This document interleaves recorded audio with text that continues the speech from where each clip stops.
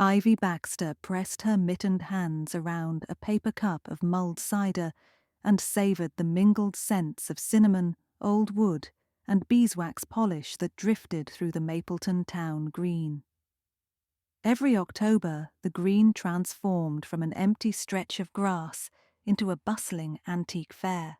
Dozens of striped tents, strings of warm yellow bulbs, and a steady murmur of bargaining punctuated by delighted exclamations when someone unearthed a forgotten treasure. The fair was Ivy's favourite weekend of the year. A reference librarian by day and amateur furniture restorer by night, Ivy loved stories told by objects as much as stories told by books. She spent her first hour wandering, nodding to familiar dealers, fingering linens, and making mental notes for later. Then a flash of tarnished gold stopped her. Under a scarlet canvas awning, Edgar Fenwick, a lanky dealer with a Sherlockian nose and eternally crooked bow tie, held court. He raised a pocket watch so that it caught the lantern light, and half a dozen patrons leaned in. Ivy joined them. "You're just in time," Edgar said, both gleeful and grave. "Behold the Morgan watch, supposedly cursed since 1891, when Captain Elias Morgan disappeared at sea. Every owner after him met curious misfortune." The crowd drew closer. The watch's hunter case was engraved with curling waves and a compass rose. A hairline crack ran across the crystal like faint lightning, and inside, Edgar demonstrated, an ornate monogram EM sat atop a field of mother of pearl. The minute hand, oddly, ticked backward. "Legend claims," Edgar continued, "that when Morgan's final hourglass ran out, the watch turned contrary, counting down toward whoever next possessed it." He paused for effect. "It just came from an estate in Portsmouth." Someone scoffed, someone gasped. Ivy felt a pleasant chill. She had little time for curses, but as a student of local law she knew the story. Captain Morgan's cargo ship vanished in a storm. Only his pocket watch later found inside a driftwood box on Appledore Island. Shipwreck divers, estate heirs, and even an insurance adjuster were said to have had dreadful luck after handling it. Lost fortunes, broken engagements, a lightning strike that singed a barn roof. "I wouldn't touch it for all the tea in Boston," murmured Mrs. Dot Farley, Mapleton's retired schoolteacher, beside Ivy. Ivy smiled. "Oh, I'd risk it. I'd just take out an extra insurance policy." Edgar set the watch into a velvet-lined walnut case and snapped the lid. "Bidding starts tomorrow morning, but for now, look and admire. Just don't open the case unless I'm present." The onlookers drifted away. Ivy lifted her cider again, warmth coating her throat, and continued through the fair. She bought a stack of hand-tinted postcards, a tin of lemon verbena polish, and a cracked Delft saucer she meant to turn into a mosaic trivet. Each tent flickered like a miniature hearth. Conversation hummed like low violin strings. Somewhere a wind-up gramophone played Autumn Leaves. By dusk, the sky bruised purple. Ivy volunteered, as always, for closing time rounds with the committee, checking locks and ropes, ensuring heaters were switched off.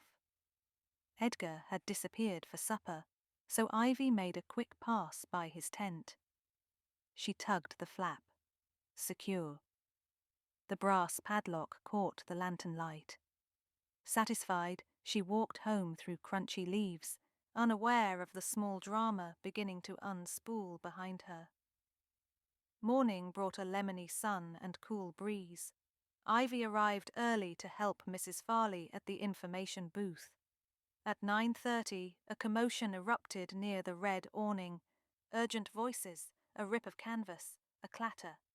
Edgar appeared, hair untamed, jacket half on. "It's gone," he wheezed, pointing a trembling finger at the walnut display case now open and empty. Gasps rippled outward like skipped pebbles over water. Ivy hurried over. "The Morgan watch?" she asked. Edgar nodded, swallowing hard. The padlock was intact, yet the tent flap was sliced from below. Someone used a thin blade. "Probably kids," muttered a dealer of Civil War memorabilia. But rumours travelled faster than reason. Within minutes, shoppers whispered that whoever had taken the cursed watch would draw misfortune onto the whole fair. By 10 o'clock, a family from Brattleboro packed their station wagon and left. By noon, 3 more booths closed for personal reasons. Mapleton depended on fair traffic to buoy downtown shops before winter. Panic could cost businesses thousands. Mayor Hannah Coates, determined to act, called the county sheriff, but deputies were busy with a multi-car collision on Route 7. They'd send someone later. Meanwhile, suspicion brewed like oversteeped tea. Ivy watched anxiety bloom and felt a librarian's urge to shelve chaos into order. She squared her scarf. "I'll poke around," she told Edgar, who looked ready to faint. "Maybe it's only mislaid." His eyes widened behind smudged spectacles. "You'd do that?" "I don't believe in curses," she said. "I believe in loose screws, loose lips, and the occasional loose moral." She began by cataloguing who had opportunity. Last night, only committee volunteers had remained after closing. Ivy herself, Edgar, locking his tent, Mrs. Farley, collecting donation boxes, Lloyd Keller, antique tools, and teenage twins Beck and Kira McDougall, running trash duty for service hours. The grounds were lit but quiet. Anyone could have ducked behind tents. Then there were early arrival dealers at dawn, and theoretically a prowler from town. Ivy approached Lloyd first. His booth of hand planes and brass calipers smelled of machine oil. Lloyd, burly with a gentle face, polished a handsaw. "Busy night?" she asked. "Packed up before 8, he said. "Had a date with a pot roast." She believed him. Nothing short of apocalypse would part Lloyd and his wife from Sunday pot roast. Next, she found Beck McDougall stacking recyclables. "You notice anything weird after closing yesterday?" He adjusted his beanie. "Kira thought she heard footsteps near Fenwick's tent, but we figured it was squirrels. She spooked easy after that cursed talk." His cheeks pinked. "You don't think we—" "Not at all." Ivy scribbled notes in a little spiral journal the library gave out as swag. Footsteps, squirrels, Kira's nerves. She circled to the food trucks. Mrs. Farley was stirring cream into coffee. The retired teacher had posture straight as a metronome and eyes still sharp enough to catch misspellings on roadside signs. "Dorothea," Ivy said gently, "you were by Edgar's tent after dark, right?" "Yes, dear. Collecting admission money from the lockboxes." Mrs. Farley tapped the lid of her cup. "I saw nothing amiss, though I did cross paths with that man in the brown frock coat." "What man?" "The tall fellow who was nosing around all afternoon. Gloved hands, wide-brimmed hat. Looked like he'd stepped out of a daguerreotype. He asked Edgar odd questions about the watch's workings."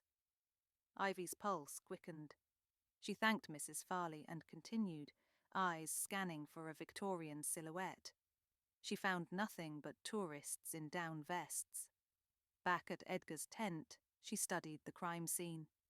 The slit in canvas was smooth and low, just above ground level, likely made by a sharp craft knife. Inside, the walnut watchbox sat surrounded by a clutter of Regency snuff boxes, Bakelite bracelets, and filigree brooches. Nothing else missing. "Why steal one item," Ivy murmured, "and leave the gold cufflinks worth twice as much?" Edgar wrung his hands. "Because the thief wants supernatural power," he said theatrically, then wilted.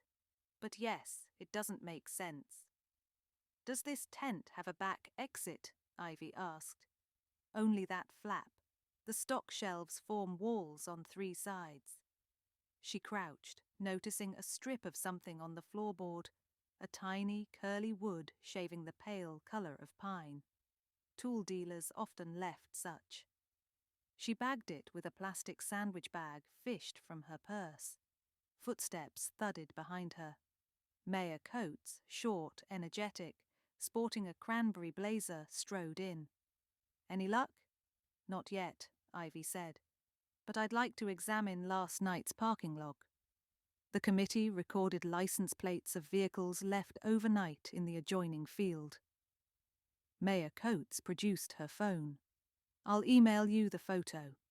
Ivy scrolled until she found an entry for a vintage chocolate brown Hudson Hornet, plate 4XG8112. That car had been parked near the loading gate, she recalled, its elegant curves attracting camera flashes. She hadn't seen it today. "Whose?" she asked. The mayor shrugged. "Dealer we didn't know, registered late as M. Drake, Curiosities, claims from Providence." M. Drake, Ivy repeated silently. M for Morgan. Too neat a coincidence. Still, the dagger spiffy coat matched Mrs. Farley's description. Ivy stepped behind the information booth, dialed the library's reference desk, and reached her colleague, Miriam. "Can you run a quick search for an antique dealer named Drake in Providence? Maybe initial M." There was keyboard clacking, then, "Miles Drake, mid-30s, owns a specialty shop called Tempus Fugit. According to the Better Business Bureau, multiple complaints of undisclosed watch repairs." "Interesting. Thank you." Ivy pocketed her phone. She found footprints leading from Edgar's tent toward the east gate, a muddy path after last night's irrigation sprinklers ran. The prints were narrow, sharply defined, perhaps leather dress shoes. She photographed them next to a coin for scale. Just beyond the gate stood an empty patch of grass where the Hudson Hornet had rested. Gone. So if Drake had taken the watch, he'd already driven off.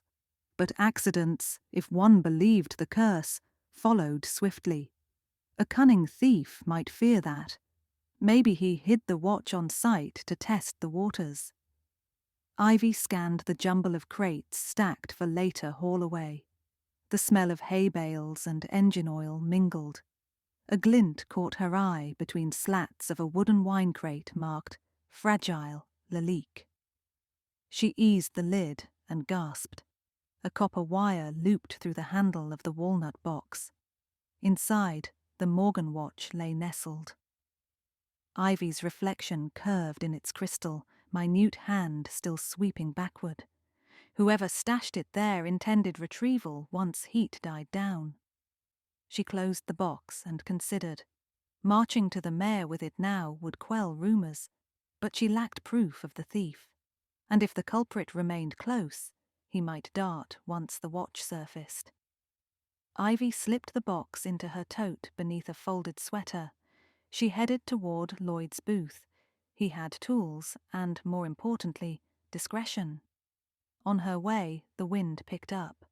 A banner tore loose, flapping wildly. Startled shrieks erupted as the support pole toppled. No injuries, thank goodness.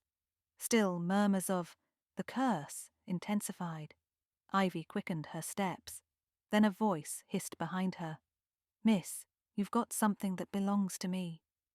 She spun. Miles Drake stood 3 yards away, frock coat swirling.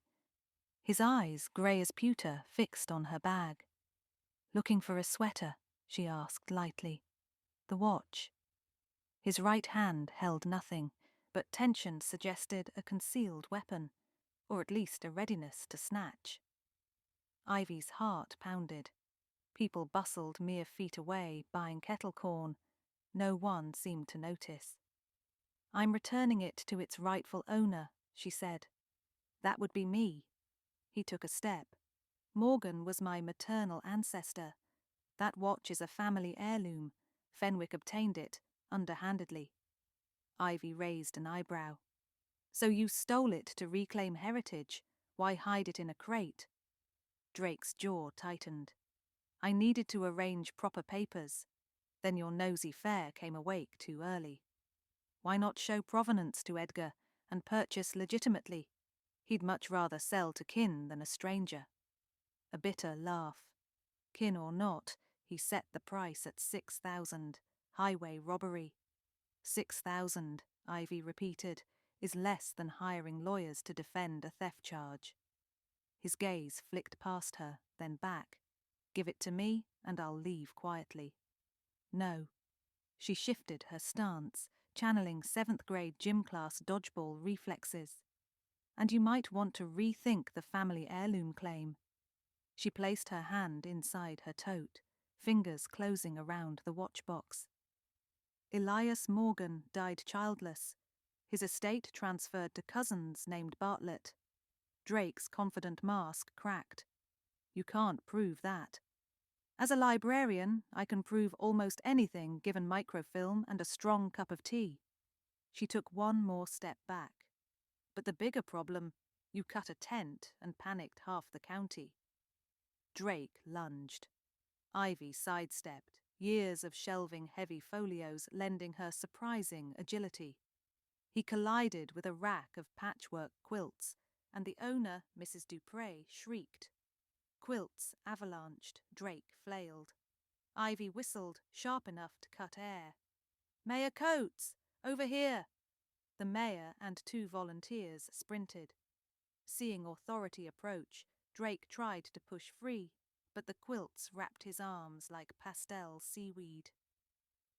Lloyd Keller, arriving with a mallet still in hand, blocked Drake's escape route. Within minutes, Drake was escorted to the committee tent, indignantly dusting lint from his coat. Ivy handed the mayor the walnut case. Gasps echoed when she lifted the lid. The cursed watch has been decursed, she announced. It was only ever haunted by human greed. Sheriff's deputies arrived at last, collected statements, and cuffed Miles Drake for burglary and vandalism.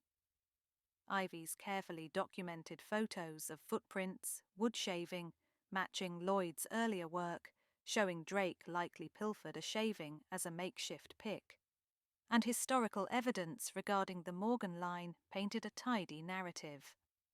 Edgar, eyes misty, reclaimed his watch. I've decided not to auction it, he told Ivy later, sitting on a hay bale near the cider stand. Bad juju or not, it's too much trouble. Going to lock it in a vault? No, I'm donating it to the Maritime Museum, along with full provenance. Let historians fuss about curses. He offered Ivy a cup of cider on the house.